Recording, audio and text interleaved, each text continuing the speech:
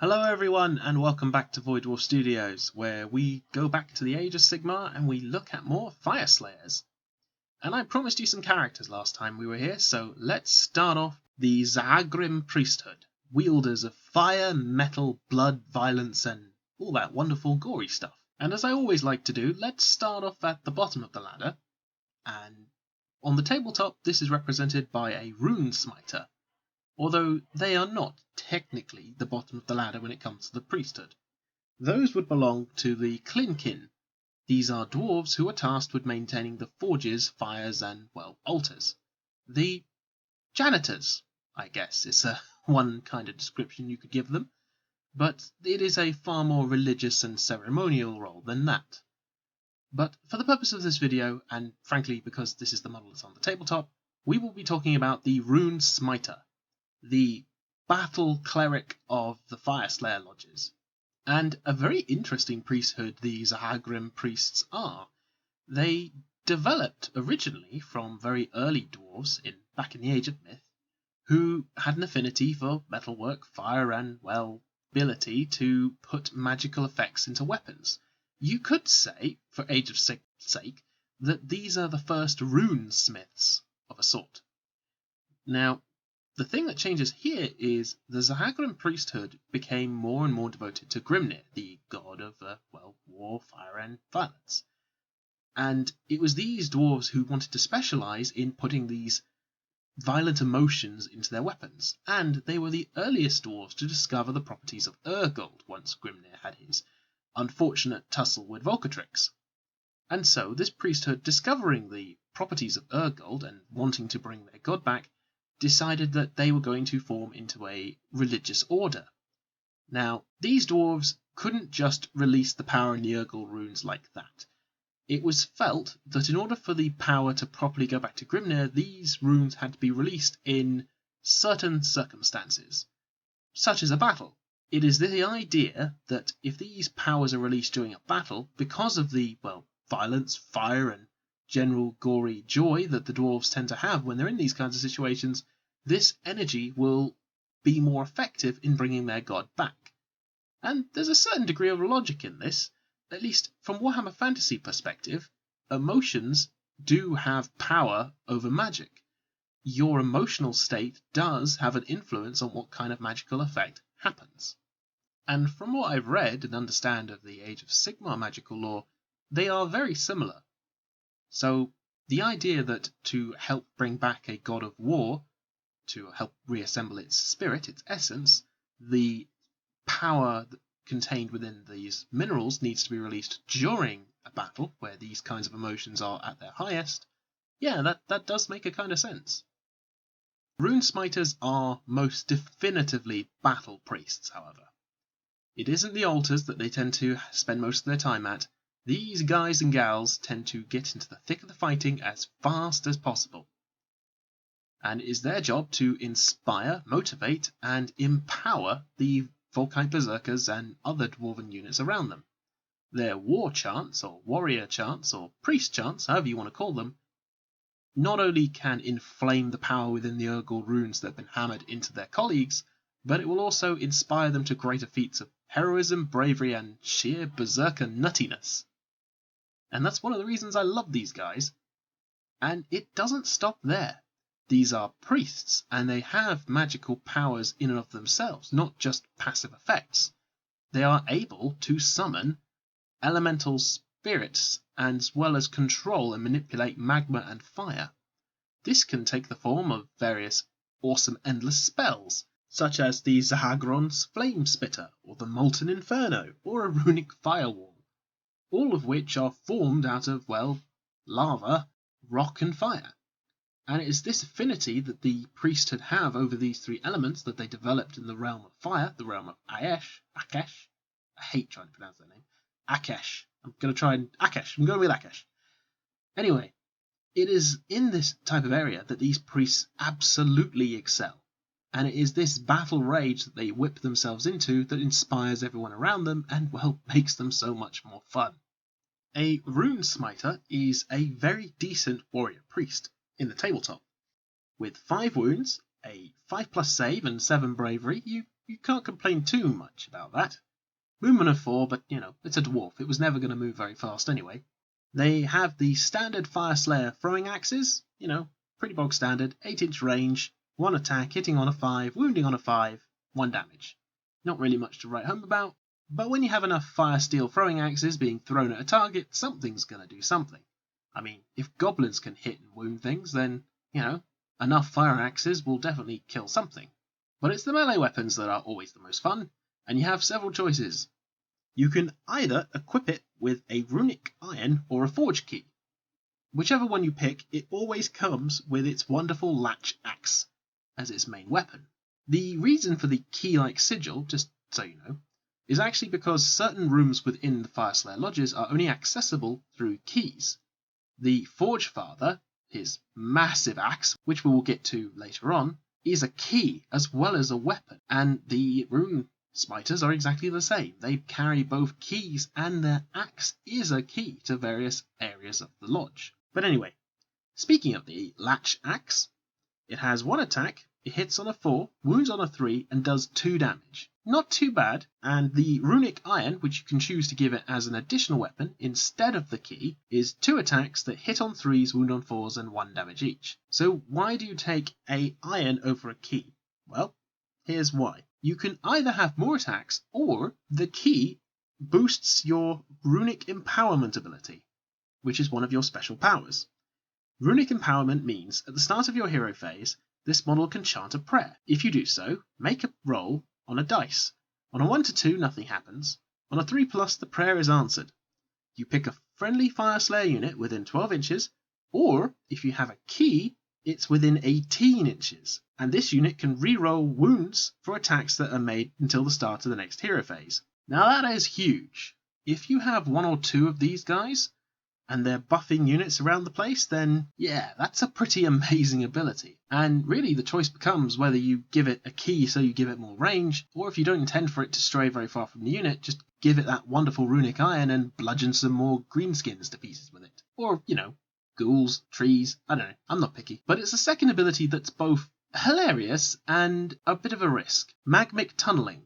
Now, one of the powers that Auric Runesmiters have is the ability to shift rock and lava using their mind. Essentially, they can command the elements so well that they can use it to effectively make tunnels, just using the power of their will and their mind. Yeah, and this is represented on the tabletop by this wonderful rule. Instead of setting up this model on the battlefield, you can place it to one side with another Fyreslayer unit, and this can be any Fyreslayer unit you like. Yeah.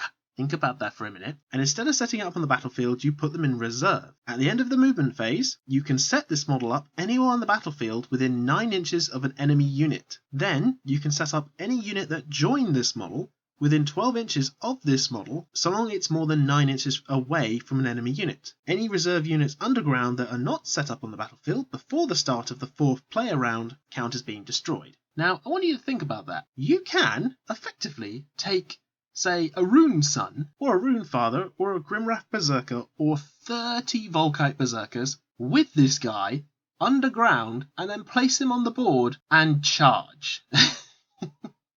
There is so much potential for screwing your opponent over, it's not even funny. And if you took 2 of these, oh god, you could place 60 Volkite Berserkers near the enemy and then just charge. That's going to be hell for them. It's a very, very viable option, and then it becomes a case of whether you bother taking the key instead of a runic iron. Because this guy's going to be so close to the unit anyway, you might as well take the runic iron, because you're going to be bludgeoning things along with the unit you've come along with. There is a lot of potential for things to go awesome, as well, of course, for a lot of potential for things to go wrong. Because if you turn up and you fail your charge, well, that could be awkward. Fyreslayers are pretty damn tough, but yeah, I wouldn't want to stand around being shot at for a turn if I can possibly help it. Especially if I'm fighting something like the Lumineth, or Sylvaneth, or anything that can shoot at me, really. Fyreslayers, having 2 wounds a pop for the average Volkite Berserker is great, but it's a risky business. And of course, there is another variation of a Auric Runesmiter. You can stick this wonderful guy on top of a Magmadrop. Yeah, Yeah, this guy can be on top of a Magmadrop. Runesmiters are one of the only priest models that you can have on a Magmadrop. I'm guessing the Rune Masters have their own thing they want to do. But this could be partially because the fiery zeal of the Runesmiters matches quite nicely with the aggressive tendencies of the Magmadrops. As these creatures are so linked to, well, violence, aggression, and just general bad-temperedness, perhaps that's why they get along so well with this particular priest. So yeah, stick him on a Magmadrop, and he now has 14 wounds, a 4+ save and 7 bravery, and so long as he's not that injured, he can move 12 inches a turn. You still get your bog standard throwing axe, and of course now you're on a Magmadrop, you have your lava vomit flame weapon, which is all kinds of ouch in the right circumstances. But now you've got some claws and horns and blazing more attacks. So claws and horns, hitting on 4s, wounding on 4s, and the number of attacks is based on how many times you're wounded. A fully healthy Magmadrop has 6 attacks with its horns and claws, and these have -1 rend and do 2 damage apiece. That's pretty damn sweet. And the blazing maw is even funnier, because it is a single attack that hits on a 4, wounds on a 2, -2 rend, but it does D3. So yeah, the Magmadrop is a wonderful way to mess people up something fierce, and it comes with all the standard beautiful things a Magmadrop has. The Roaring Flame Stream, which is essentially your breath weapon attack, works something like this. Instead of making a normal attack, you roll a dice. So to put it simply, the more damage that your Magmadrop takes, the more dice he gets to throw for his Fire Stream attack. If you roll equal to or less than the number of models in the target unit that you are trying to melt, that is within 6 inches, the target takes D6 mortal wounds, or D3 if it's further away. Bearing in mind that a Fire Stream has a maximum range of 12 inches, that's pretty nasty either way. So your Fire Stream is really only that useful once you start taking wounds, which is kind of funny. And I guess it's to represent the idea that there's just magma, flames, and lava pouring out of this poor wounded beastie and causing all kinds of pain and trouble for anyone nearby. Lashing Tail means that at the end of the combat phase you roll a dice for each enemy unit within 3 inches. If the roll is less than the number of models in that unit, it then takes an additional D3 mortal wounds. So yeah, characters who get too close to this model are going to suffer. Volcanic Blood, you've stabbed this poor Magmadrop up and it's bleeding on you, means that on a 4+ you take an additional mortal wound, and you rolled a dice for each wound inflicted to this model. So if some unfortunate person decides to, say, inflict 10 wounds on the Magmadrop, you get to roll 10 dice, and for each 4+, that's a mortal wound on the poor unfortunate sod. Yeah, wounding these things is almost as dangerous as, well, fighting a non-wounded one. In fact, it's more dangerous to fight them when they're wounded, because they're throwing up lava on you, bleeding on you, and smacking you with their tails. But now we get to the Runesmiter on top. What's he doing? So, whilst he's on top of the Magmadrop, he is chanting and making prayers to Grimnir and stirring up all the Fyreslayer warriors around him. So, he has his Runic Empowerment ability, as previously mentioned. This is where you can choose to either take the key, or you can take a Runic Iron. Personally, if I'm on a Magmadrop, I would choose to take the key because, well, it's just hilarious to have that 18-inch range buff. And you're on a Magmadrop, so you're not going to die that quickly in one turn. So you can afford it, and you've got more than enough attacks.